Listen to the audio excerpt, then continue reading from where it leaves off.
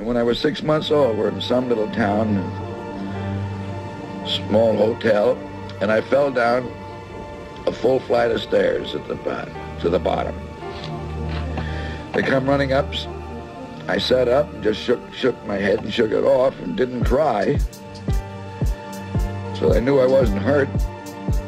And Houdini says, that was sure a buster, meaning a fall, because that's the only time it was used. It meant a bronco buster or a fall. It was never used as a name. My father said, well, that would be a good name for him. It don't sound bad. Now, I was born with the Keaton Houdini Medicine Show Company on a one-night stand in Kansas.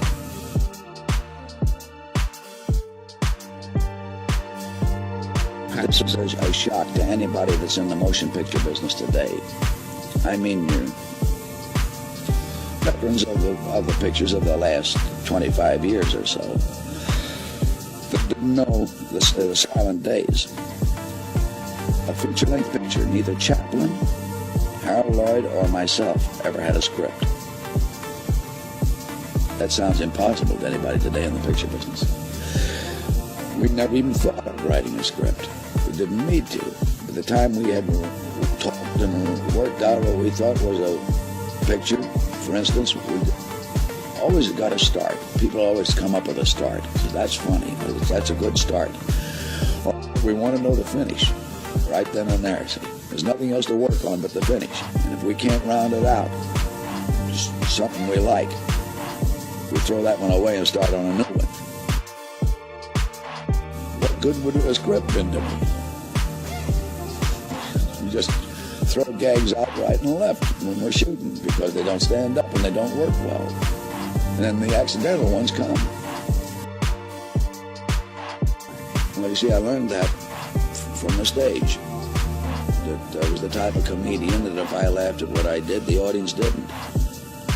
So I just automatically got to that stage where the more seriously I took my work, the better laughs I got.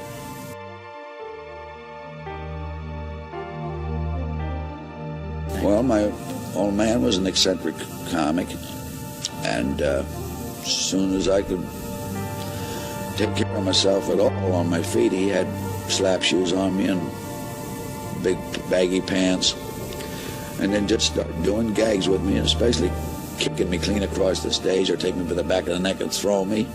And as I grew used to doing it and knew how to do it, the throws become longer. By the time I got up to around 7 and 8 years old, we were called the roughest actors ever in the history of the stage.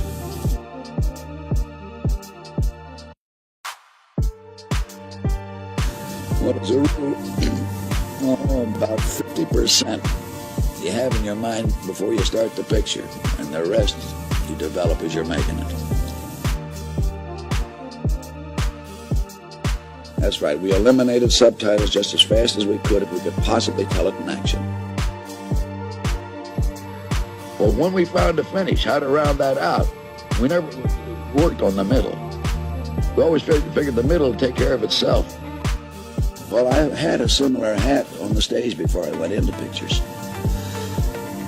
I went into pictures when I was 21 years old. That's in the spring of 1917.